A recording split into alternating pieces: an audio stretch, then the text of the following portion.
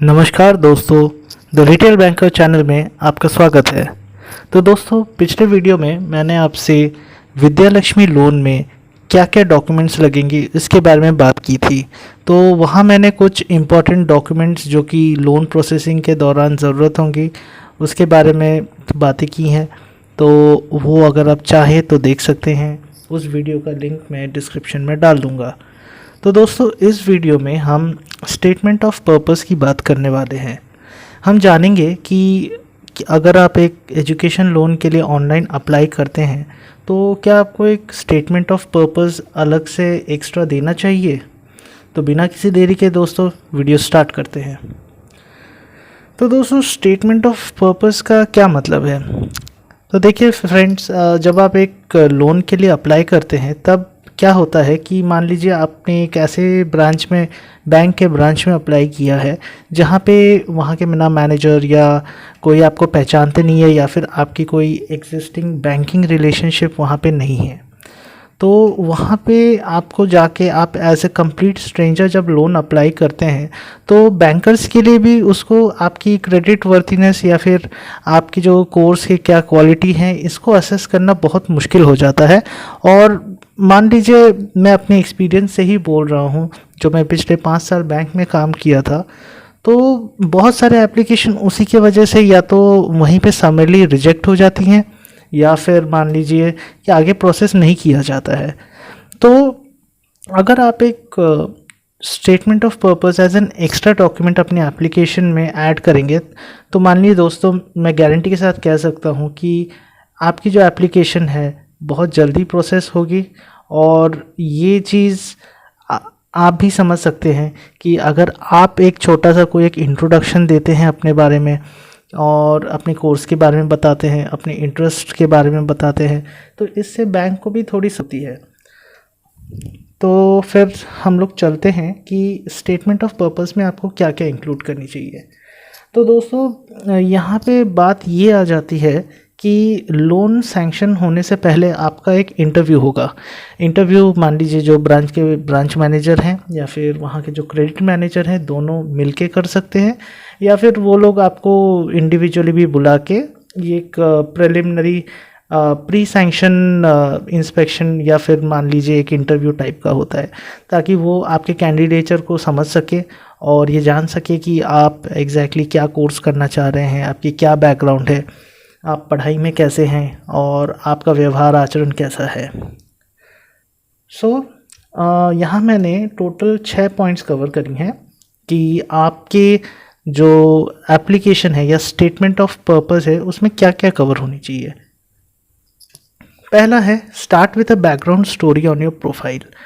मान लीजिए फ्रेंड्स, आप एग्जैक्टली कहाँ से कैसे आपकी जर्नी स्टार्ट हुई, आप किस में इंटरेस्टेड हैं, आप ये कोर्स क्यों चुन रहे हैं, उसके बारे में एक छोटा सा यहाँ पे स्टोरी बता सकते हैं। सेकेंड है, make use of personal stories, कि आप एग्जैक्टली कैसे इस कोर्स तक पहुँचे या फिर आप क्यों इसको परस्यू करना चाह रहे हैं, आपके फ्यूचर गोल्स क्या हैं, इसके बारे में आप इस पॉइंट पे बात कर सकते हैं। तीसरा है दोस्तों, don't make your statement of purpose a mouthpiece for endorsing the college. तो दोस्तों, ऐसा नहीं लगना चाहिए कि आप जो स्टेटमेंट ऑफ पर्पस लिख रहे हैं वो एक कॉलेज का किसी तरीके से प्रमोशन कर रहा है, या फिर आपने बस कॉलेज की ही अच्छाइयाँ लिख के रखी हैं जहाँ पे आपकी खुद की क्वालिटीज़ नहीं दिख रही हैं। तो ये चीज़ ऐसी एक मतलब बैलेंस होना चाहिए आपके स्टेटमेंट ऑफ पर्पस में, ताकि आपकी भी अंदर की क्वालिटीज़ जो हैं उस राइटअप में उभर के आएँ। चौथे पॉइंट पे आते हैं, make use of smart language that reflects your voice as an aspirant. तो ये फ्रेंड्स बहुत ही ज़्यादा इम्पॉर्टेंट पॉइंट है जहाँ पे मैं स्ट्रेस करके बोलना चाहूँगा कि आप अगर कोई एक स्टेटमेंट ऑफ पर्पस लिखते हैं तो उसको दोबारा से आप,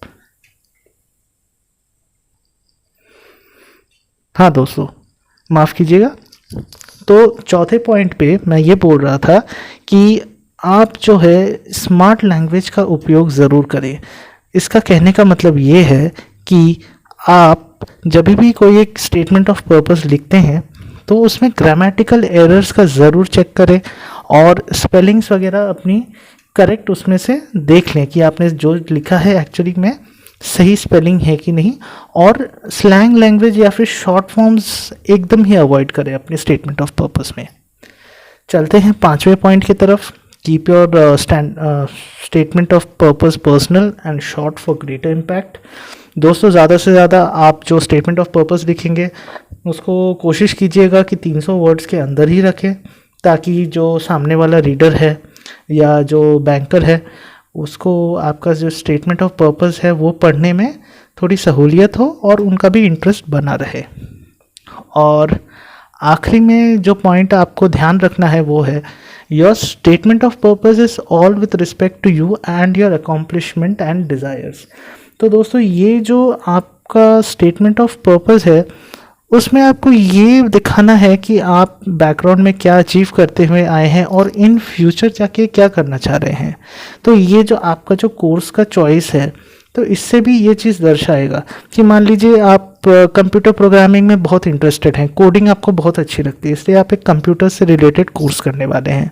तो ये एज अ स्टोरी उभर के आनी चाहिए आपकी स्टेटमेंट ऑफ पर्पस में से, और आप जितना अच्छा इस स्टोरी को बता पाएंगे उतना ज़्यादा आपकी जो चांसेस हैं एप्लीकेशन अप्रूवल की या फिर मान लीजिए इनिशियल फेजेस में शॉर्टलिस्ट होने की तभी बहुत ज़्यादा बढ़ जाती हैं। क्योंकि अल्टीमेटली बैंकर का एम यही होता है कि वो जो आपको ऋण दे रहे हैं, जो लोन दे रहे हैं, वो इन फ्यूचर प्रॉपरली आप रीपे कर पाए, और वो आपका जो एप्लीकेशन है उसको प्रॉपरली असेस करके आपको कितनी फ़ंड की ज़रूरत है वो भी उस पर डिसाइड कर सकते हैं।